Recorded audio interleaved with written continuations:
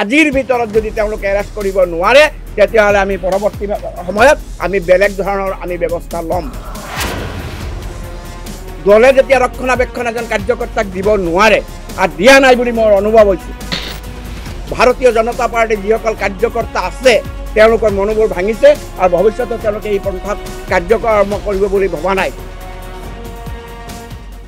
আমি এটাই অনুৰোধ আমি জনাম, ইয়াৰ পৰা মই মুখ্যমন্ত্ৰীকো অনুৰোধ জনাম, আমি আমাৰ প্ৰশাসনৰ যিবিলাক মুৰব্বী তেওঁলোককো আমি অনুৰোধ জনাম যে অতি পলমে আজিৰ ভিতৰত যাতে হত্যাকাৰী দুজন, মই হত্যাকাৰী বুলিয়ে কৈছোঁ, ৰফিক আহমেদ এজন হত্যাকাৰী আৰু এজন হ'লগৈ দুলাল বৰা এজন হত্যাকাৰী, তেওঁলোকে যদি এইবিলাক নিউজ নকৰিলেহেঁতেন আমাৰ সমাজৰ পৰা এই এনে এটা উঠি অহা যুৱক, যি যুৱকজনৰ কাৰণে আমি বহুত আশা কৰি আছিলোঁ যে চৰাইদেউ অকল ৰজাপুখুৰী আৰু টিয়ঘাট বুলি নহয়, তেওঁৰ দেৱজিৎ হাজৰিকা এটা প্ৰতিষ্ঠান, আমাৰ হৈছে কাৰোবাৰ ঘৰত বিয়া হৈছে, কাৰোবাৰ ঘৰত কিবা হৈছে, অকল ৰাজনীতিত লাগি নাথাকিছিল, অকল বিজেপি ৱৰ্কাৰ্ছ বুলি আমি নকওঁ, তেওঁ এজন সমাজক ভাল পোৱা এজন ব্যক্তি।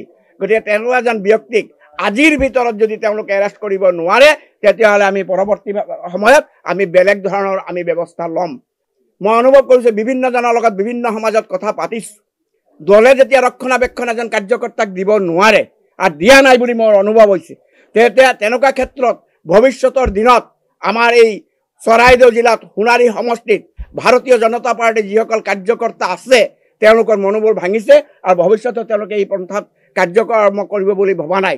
মই এইজনে মোৰ ষ্টেট এক্সিকিউটিভ মেম্বাৰ, মই ভাৰতীয় জনতা পাৰ্টীৰ বয়স হৈছে 30-32 বছৰ ধৰি আমি বিজেপি কৰিছোঁ, কিন্তু এনেকুৱা এজন কৰ্মীক যদি ৰক্ষণাবেক্ষণ দিব নোৱাৰে প্ৰশাসনে, ইমানটো হৈ যোৱাৰ পাছতো, এইটো ছুইচাইড নোটত লিখা থকাৰ পাছতো যদি কৰিব নোৱাৰে তেতিয়াহ'লে আমাৰ মন ভাগি পৰিছে।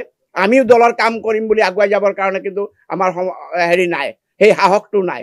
তাৰ পাছত আৰু এটা কথা আছে যে ছুইচাইড নোট আমি জনাত কেইবা পৃষ্ঠাৰ ছুইচাইড নোট, সেই ছুইচাইড নোটটোত কি কি লিখা আছিলে আমি ৰাজহুৱাভাৱে এইটো জানিবলৈ বিচাৰিছোঁ।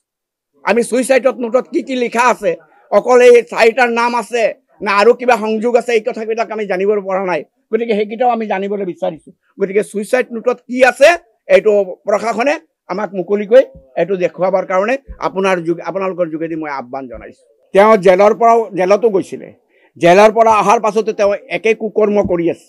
যদি চৰকাৰে তেওঁক সহযোগ নকৰিলেহেঁতেন, চৰকাৰে যদি তেওঁক সহায় নকৰিলেহেঁতেন তেতিয়াহ'লে তেনেকুৱা কুকৰ্ম কৰিবলৈ নাপালেহেঁতেন। গতিকে আমি এইটো সম্পূৰ্ণ সন্দেহ, আমি তেওঁলোকৰ লগত চৰকাৰ পক্ষৰ কোনোবা লোক আছে নেকি আমাৰ পূৰা সন্দেহ হৈছে। গতিকে এইটো বিহিত ব্যৱস্থা হ'ব লাগে। পুনৰবাৰ আমি দোহাৰিছোঁ, আমি এই কেইদিনৰ পৰা একেটা কথাকে কৈ আছোঁ। গতিকে আমি আপোনালোকৰ সহায় সহযোগ অবিহনে আমি কেতিয়াও নোৱাৰিম। গতিকে আপোনালোকে তেওঁলোকক এৰেষ্ট নকৰালৈকে যাতে ক্ষান্ত নাথাকে এই সম্পৰ্কেও আপোনালোকক আমি অনুৰোধ জনাইছোঁ, যাতে এই দুজনক ক'ত আছে আপোনাৰ লোকেশ্যন টেগ কৰি আমাক দিয়ক, প্ৰশাসনক জনাওক, তেতিয়াহ'লে আমি নিশ্চয় এইখিনি কাম আগবাঢ়িব বুলি ভাবোঁ।